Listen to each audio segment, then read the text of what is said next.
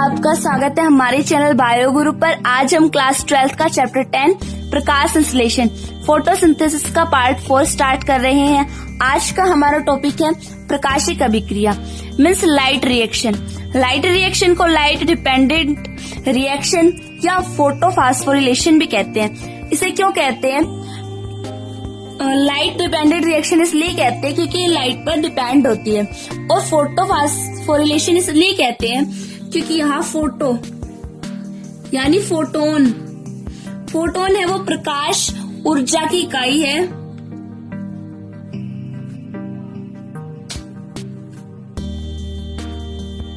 और phosphorylation means formation of ATP यानी ATP का निर्माण होता है।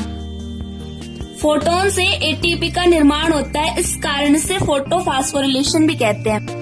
प्रकाशिक अभिक्रिया उनमें होती है जिनमें प्रकाश होता है, जैसे फोटोसिंथेसिस प्रकाश संश्लेषण है वो सभी लिविंग ऑर्गेनिज्म में होता है, उनमें प्रकाशिक या लाइट रिएक्शन होती है।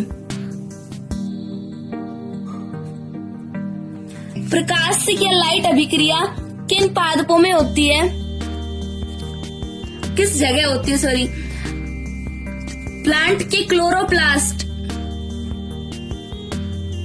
भाग में जो क्लोरोफिल होता है, ये कहाँ होता है ये हमने पिछले लेक्चर्स में जान लिया था। इस क्लोरोफिल के ग्रेनम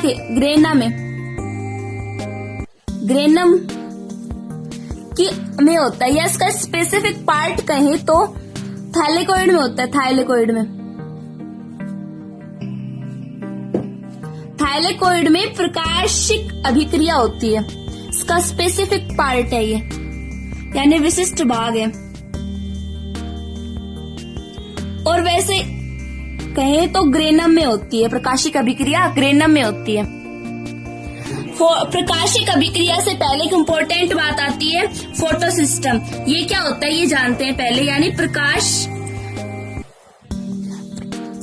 तंत्र। इसमें दो प्रकार के तंत्र होते हैं, PS1 और PS2। इसे कहेंगे प्रकाश तंत्र प्रथम फोटोसिस्टम 1 और प्रकाश तंत्र द्वितीय या फोटोसिस्टम सेकंड। पहले देखते हैं प्रकाश तंत्र फर्स्ट, फोटोसिस्टम फर्स्ट। इसमें 700 नैनोमीटर वाली जो प्रकाश तरंग दैर्ध्य होती है, प्रकाश किरणें होती है, उनका अवशोषण होता है। फोटोसिस्टम फर्स्ट यानी प्रकाश तंत्र 1 में कई प्रकार के वर्णक होते हैं, जैसे क्लोरोफिल 660, 670, 680, 700। तो ये सभी अवशोषण करके क्लोरोफिल 700 में ट्रांसफर कर देते, स्थानांतरित कर देते हैं उस इलेक्ट्रॉन को। क्लोरोफिल 700 में जो पिगमेंट वर्णक होता है वो 700 ही होता है। यहाँ से ये अभिक्रिया केंद्र, ये क्या होता है ये हम इसके बाद पढ़ेंगे, उसकी ओर ट्रांसफर कर देता है, इलेक्ट्रॉन का स्थानांतरण कर देता है उत्सर्जित करके। और फोटोसिस्टम सेकंड यानी प्रकाश तंत्र द्वितीय में क्या होता है, इसमें 680 नैनोमीटर वाली जो तरंग दैर्ध्य होती है उनका अवशोषण कर लेता है। और इसमें अन्य जो क्लोरोफिल होते हैं वो है क्लोरोफिल 650, 660, 670 और 680। इसमें 680 तक की ही जो प्रकाश तरंगे होती है उनका अवशोषण होता है। अब हम देखेंगे कि फोटो सिस्टम के दो पार्ट कौन कौन से हैं। प्रकाश तंत्र के दो भाग, या ऐसे कह सकते हैं कि दो हिस्से होते हैं। एक होता है एंटीनाणु और दूसरा अभिक्रिया केंद्र यानी रिएक्टिव सेंटर।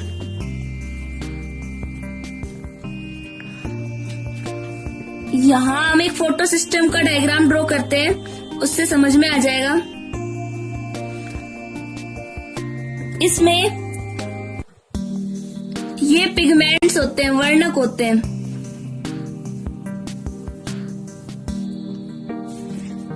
ये पिगमेंट्स हैं कुछ ग्रीन कलर के, कुछ रेड कलर के, यानी वर्णक है। ये वर्णक कौन कौन से हैं? क्लोरोफिल, ए, बी या कैरोटीनॉइड? व कैरोटीनॉइड। इसकी जो बाहर वाली लेयर होती है वो प्रोटीन से बनी होती है और अंदर ये पिगमेंट्स मिलकर के एंटीना मॉलिक्यूल या एंटीना कॉम्प्लेक्स बनाते हैं, एंटीना अणु बनाते हैं। और इसके बीच का ये भाग है, चौकोर सा दिखाई दे रहा है, स्क्वायर जैसा, सॉरी रेक्टेंगल सा, ये होता है रिएक्टिव सेंटर यानी अभिक्रिया केंद्र।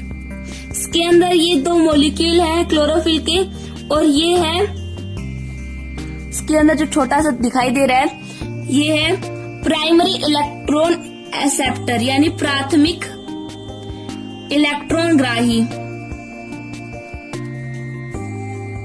फोटो सिस्टम में ये भाग तो एंटीना कॉम्प्लेक्स यानी एंटीना अणु होता है और ये बीच का भाग रिएक्टिव सेंटर यानी अभिक्रिया केंद्र होता है। अब हम पढ़ेंगे प्रकाश फास्फोरिलीकरण यानी फोटो फास्फोरिलाइजेशन।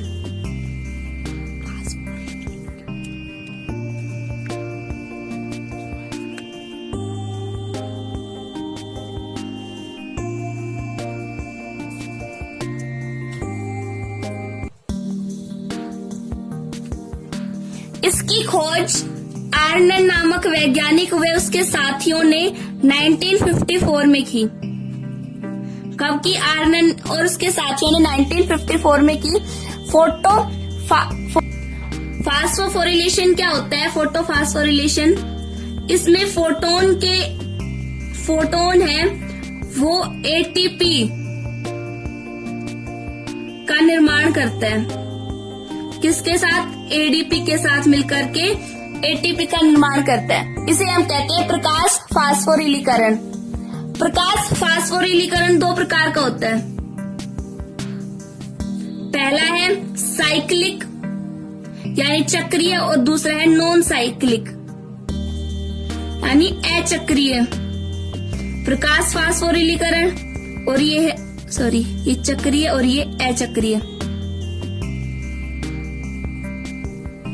प्रकाश फास्फोरिलीकरण अब हम पढ़ेंगे, विस्तार से पढ़ेंगे। पहले हम पढ़ते हैं साइक्लिक फोटोफास्फोरिलेशन।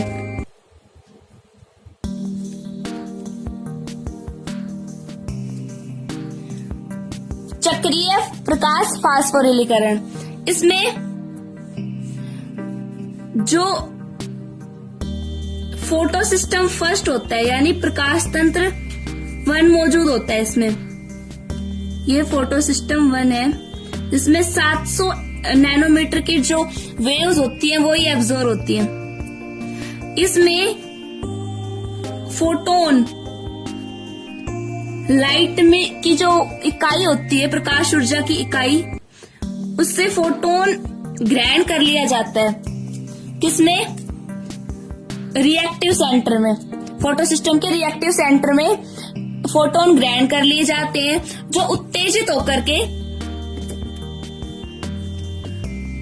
इलेक्ट्रॉन उत्तेजित हो जाते हैं और जाते हैं आयरन सल्फेट प्रोटीन में यानी AFES में।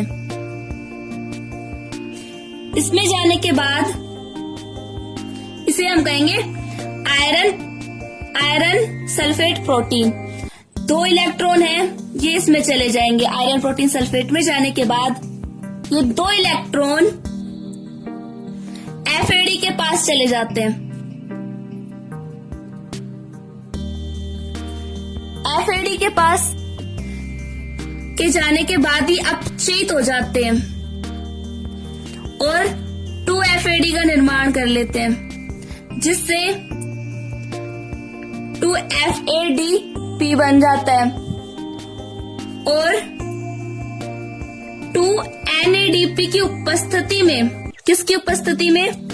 2NADP की उपस्थिति में ये इलेक्ट्रॉन NADP के पास जाएंगे और 2NADP H+ H+ बना लेते हैं।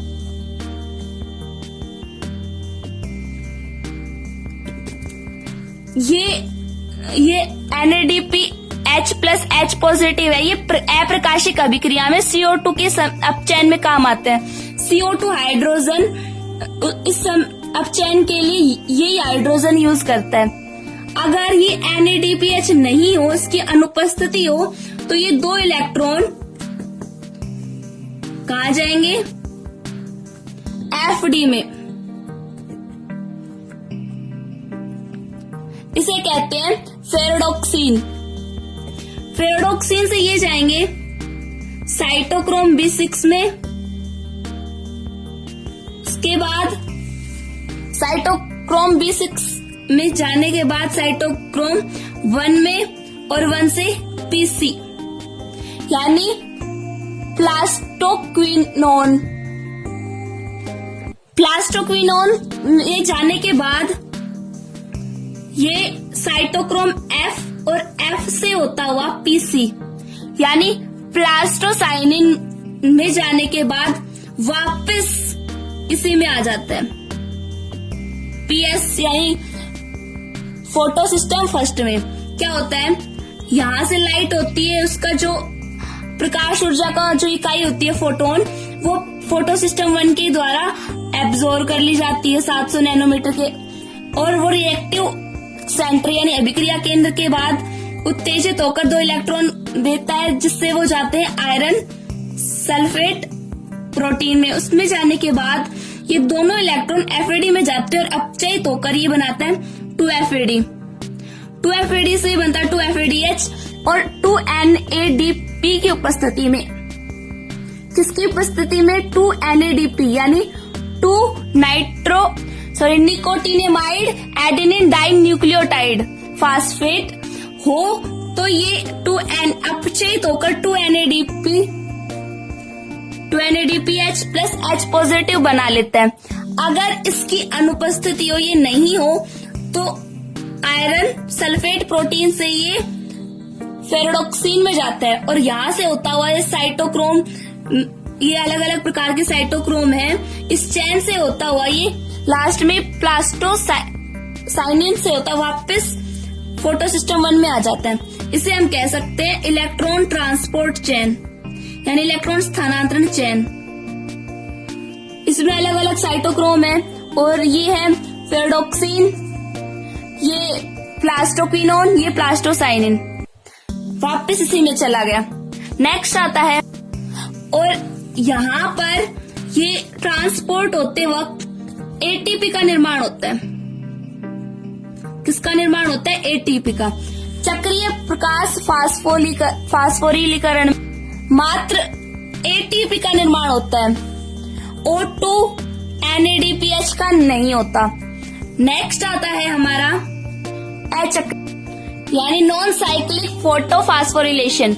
इसमें इलेक्ट्रॉन का ट्रांसपोर्ट साइकिल रूप में नहीं होता।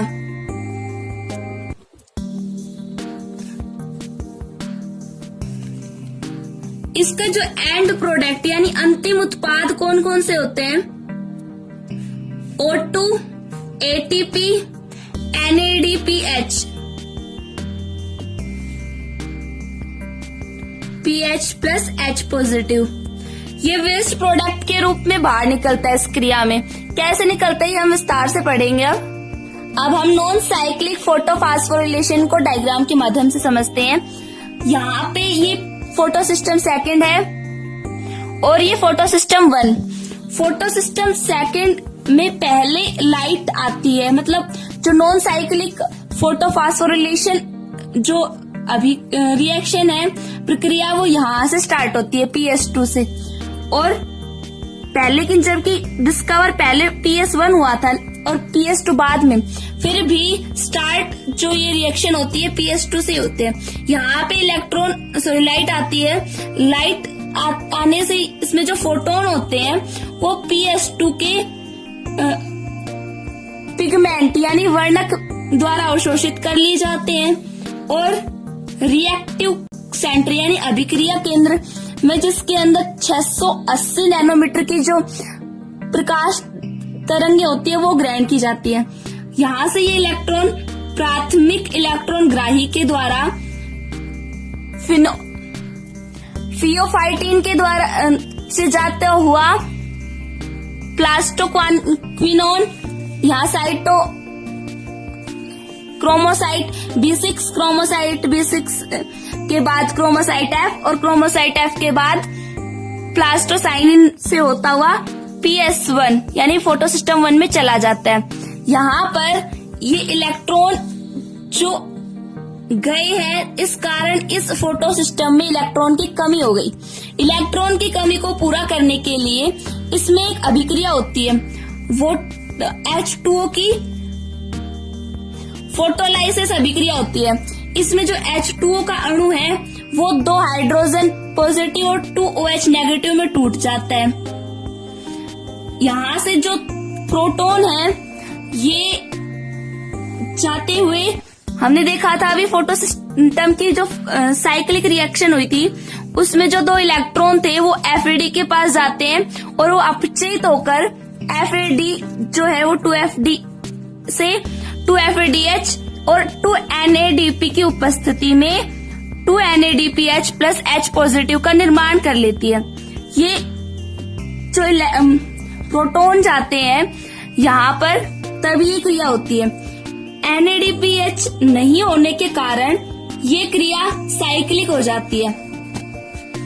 यहाँ पे जो 2OH नेगेटिव बना है ये O2 और 2H2O में तो ब्रेक हो जाता है और 2 इलेक्ट्रॉन है वो PS2 फोटो सिस्टम सेकंड के रिएक्टिव सेंटर के अंदर चला जाता है और यहाँ से होता हुआ इलेक्ट्रॉन ट्रांसपोर्ट चेन के माध्यम से होता है, जहाँ पर ATP जो है वो मुक्त होती है। वैसे ATP जो मुक्त होती है वो 2 इलेक्ट्रॉन के कारण होती है, इनके कारण होती है H2O की फोटोलाइसिस रिएक्शन के कारण होती है। हम आगे पढ़ेंगे कैसे होती है। होता हुआ प्लास्टोसाइनिन से होता हुआ ये PS1 में चला जाता है। यहाँ पर भी लाइट जो है वो फोटो सिस्टम ग्रहण करता है, इसके पिगमेंट ग्रहण करते हैं। इस प्रकार इसमें कोई साइकिल नहीं बन रहा है, जबकि चक्रीय ये साइकिल बन रहा है। यहाँ से जो ये फोटो सिस्टम 1 है इस प्रकार होता हुआ वापस ये इलेक्ट्रॉन इसी में चले जाते हैं। यहाँ पे साइकिल बना, इसलिए इसे साइकिल फोटोफॉस्फोरिलेशन कहते हैं। जबकि नॉन साइक्लिक फोटोफॉस्फोरिलेशन में PS2 के द्वारा लाइट जो फोटोन आते हैं वो उसके पिगमेंट द्वारा ग्रहण कर लिए जाते हैं और ये रिएक्टिव सेंटर यानी अभिक्रिया केंद्र से होता हुआ इलेक्ट्रॉन ट्रांसपोर्ट चेन से होता हुआ फोटो सिस्टम 1 पे पहुंच जाता है। यहाँ पे इलेक्ट्रॉन की कमी आ जाएगी। अब इस अस्थायित्व को दूर करने के लिए यहाँ पे हाइड्रोजन का फोटोलाइसिस होता है। इसमें हाइड्रोजन जो है वो 2 फोटोन बनाता है और 2 OH नेगेटिव में टूट जाता है, जिससे O2 और H2O का निर्माण हो जाता है और 2 इलेक्ट्रॉन निकल जाते हैं, जो फोटो सिस्टम सेकंड के रिएक्टिव सेंटर में जाने के बाद प्राइमरी इलेक्ट्रॉन एक्सेप्टर के द्वारा फियोफाइटिन के बाद प्लास्टोक्विनोन से होते हुए साइटोक्रोम आ गई और यहाँ प्लास्टोसाइनिन से होता हुआ ये इलेक्ट्रॉन 2 इलेक्ट्रॉन फोटो सिस्टम 1 में चले जाते हैं। यहाँ पर भी लाइट जो होती है वो एब्जॉर्ब होती है, वो होती है 700 नैनोमीटर की। अब ये इलेक्ट्रॉन FAD के पास जाते हैं, यहाँ से ये अपचयित होकर के 2FADH बना लेता है, जो 2NADP की उपस्थिति में 2NADPH2 या ये कह सकते हैं 2NADPH प्लस H पॉजिटिव का निर्माण कर लेते हैं। यहाँ से ये जो 2 प्रोटॉन है ये आते हैं FAD के पास, ये रिएक्शन इस कारण कंप्लीट होती है और इस इलेक्ट्रॉन ट्रांसपोर्ट चेन में ATP रिलीज होती है और यहाँ पे NADPH बन गया और जो ये O2 रिलीज हो रही है इससे हम श्वसन के द्वारा ग्रहण करते हैं। ये अचक्रीय प्रकाश फास्फोरिलीकरण में निकलती है, ये O2 ये अचक्रीय में निकलती है, चक्रीय फोटो सिस्टम में नहीं निकलती, फोटो फास्फोरिलेशन में नहीं निकलती है और ना ही उसमें एंड प्रोटेक्ट NADPH2 होता है, उसमें ओनली एंड प्रोडक्ट ATP होता है। यहाँ पे जो NADPH2 बनती है ये अप्रकाशिक अभिक्रिया में जो CO2 की अपचयन के लिए वो H2 यहीं से ग्रहण की जाती है। ये हम नेक्स्ट में वीडियो में देखेंगे कि कैसे होता है। अब हम इसको थोड़ा विस्तार से देखते हैं। लाइट रिएक्शन है, ये किस प्रकार से होती है डायग्राम से समझते हैं। ये होती है क्लोरोप्लास्ट के ग्रेनम भाग में। ये ग्रेना भाग है और ये बाहर का स्ट्रोमेटा ये लिक्विड भाग है और ग्रेनम है ये थैलेकाइड से बना होता है। थैलेकाइड की जो मेम्ब्रेन होती है यानी झिल्ली होती है उसमें ही प्रकाशिक अभिक्रिया होती है। इसकी झिल्ली को हमने जूम करके देखा मेम्ब्रेन को तो इस प्रकार से दिखाई देती है हमें। यहाँ पे फोटो सिस्टम सेकंड है जिसपे लाइट की जो फोटोन आते हैं वो इनके पिगमेंट्स द्वारा ग्रहण कर लिए जाते हैं और ये रिएक्टिव सेंटर में जाने के बाद प्रोटीन, ये जो डायग्राम है ये प्रोटीन के हैं, प्रोटीन के पास चले जाते हैं। यहाँ पे अब इलेक्ट्रॉन की कमी हो गई तो हाइड्रोजन की फोटोलाइसिस रिएक्शन से 2 इलेक्ट्रॉन है वो इसके पास चले जाएंगे और जो ऑटो रिलीज हो रही है इसे हम ब्रेथ में यूज लेते हैं, श्वसन में यूज लेते हैं। ये अचक्रीय में हो रहा है, ये हम अचक्रीय के समझ रहे हैं क्योंकि इम्पोर्टेंट रिएक्शन अचक्रीय ही है। अब ये 2 जो प्रोटॉन है ये ल्यूमेन के अंदर रहते हैं। जो थैलेकोइड का बाहर वाला भाग होता है, जैसे ये थैलेकोइड है, ये इसकी मेम्ब्रेन है, उसके अंदर के जो तरल भाग होता है लिक्विड पार्ट, इसे हम ल्यूमेन कहते हैं। और ये अभिक्रिया हो रही है किसमें? मेम्ब्रेन में, थैलेकोइड की झिल्ली में हो रही है। अब ये प्रोटीन से होता हुआ यहाँ पे स्ट्रोमेटा है, ये बाहर वाला भाग है क्योंकि यहाँ तो झिल्ली हो गई, ये थैलेकोइड है। जैसे यहाँ पे देखिए ये थैलेकोइड हो गया, क्लोरोप्लास्ट में ये जो लिक्विड पार्ट है ये स्ट्रोमा और ये थैलेकोइड, इसके बाहर का भाग स्ट्रोमा है। तो यहाँ पे इसकी मेम्ब्रेन है, इसके अंदर का भाग ल्यूमेन और बाहर का भाग स्ट्रोमा है। स्ट्रोमा से जो प्रोटॉन होते हैं वो इस प्रोटीन के द्वारा पंप किए जाते हैं, अंदर डाले जाते हैं ल्यूमेन में। अब यहाँ से जो इलेक्ट्रॉन का ट्रांसफर हो रहा था वो इस प्रोटीन के माध्यम से होता हुआ फोटो सिस्टम 1 में चला जाता है। यहाँ पर भी लाइट का एब्जॉर्ब हो रहा है लेकिन यहाँ पे 700 नैनोमीटर की जो वेवलेंथ लाइट होती है उनका ही एब्जॉर्ब हो रहा है। अब ये रिएक्टिव सेंटर यानी अभिक्रिया केंद्र के पास के अंदर चले जाते हैं और ये दोनों इलेक्ट्रॉन प्राइमरी इलेक्ट्रॉन एक्सेप्टर यानी प्राथमिक इलेक्ट्रॉन ग्राही से होते हुए यहाँ आने के बाद ये दोनों NADPH का निर्माण करते हैं। NADPH प्लस H पॉजिटिव लगती है। यहाँ पे हो गया NADPH प्लस H पॉजिटिव का निर्माण और यहाँ पर ऑटो रिलीज हो गई। अब ATP कैसे बनती है? यहाँ पे जो दोनों प्रोटॉन होने के कारण ल्यूमेन में आयन की सांद्रता होती है वो उच्च हो जाती है, जिसके कारण जो ये प्रोटीन है इसका नाम है ATP सिंथेटेज प्रोटीन है, ये एक बाहर की ओर इस आयन को धकेलता है जिससे ये आयन स्ट्रोमा में चला जाता है और आयन के साथ एनर्जी जाती है जिससे ADP एडेनिन डाइफास्फेट है वो एक फास्फेट के साथ मिलकर के एडेनिन ट्राइफास्फेट यानी ATP का निर्माण कर लेता है। इसे एक एग्जाम्पल से समझते हैं। जैसे जो डैम में वाटर होता है उसे पास किया जाता है तो टरबाइन तेजी से घूमने लगता है और एनर्जी जो है वो बाहर निकलती है।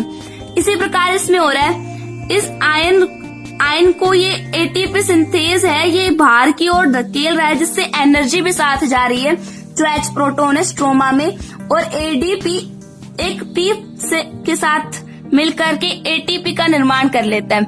यहाँ 2 फास्फेट और एक फास्फेट मिलकर के ट्राई यानी 3 फास्फेट बना लेंगे।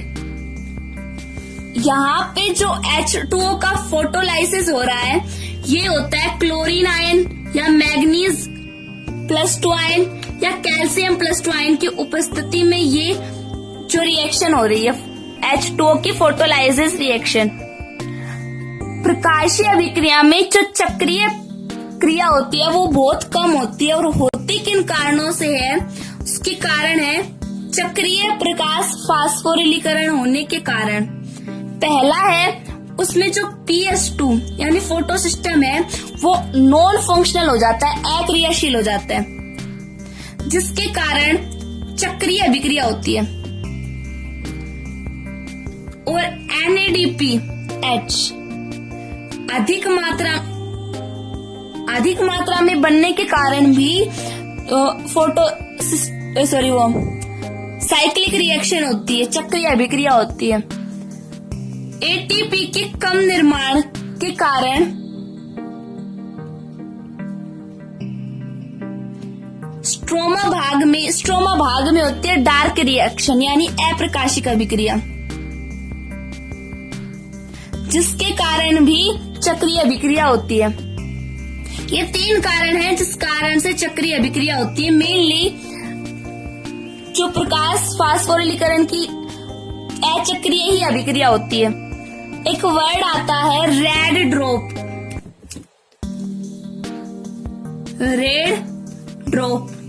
यानी लाल पतन। ये क्या होता है? प्रकाश संश्लेषण की क्रिया में, फोटोसिंथेसिस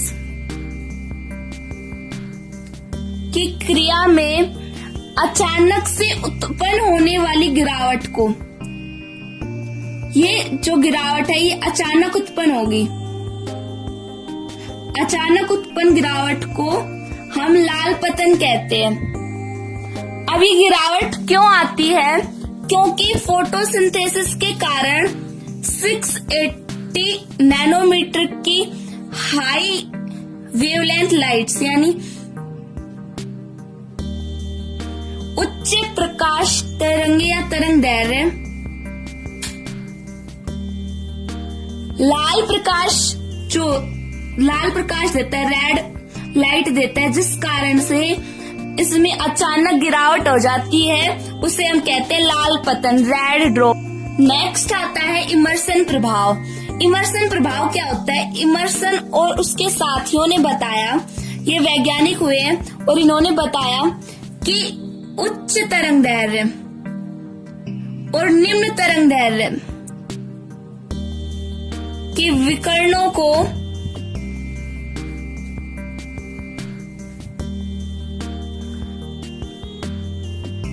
प्रयोग करके पाया कि प्रकाश संश्लेषण की जो दर होगी, फोटोसिंथेसिस का जो रेट होगा, वो इन दोनों के योग से अधिक होगा।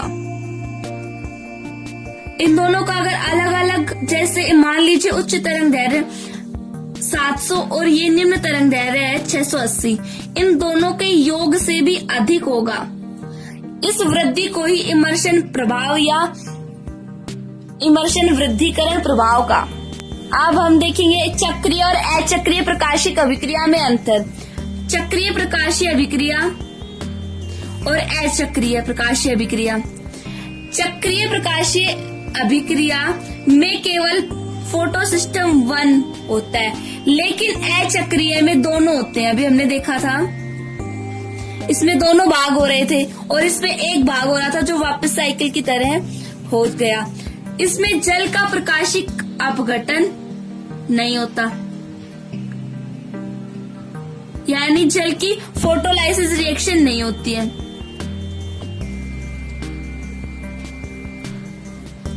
जबकि अचक्रीय प्रकाशिक अभिक्रिया में ये रिएक्शन यानी जल की फोटोलाइसिस रिएक्शन होती है।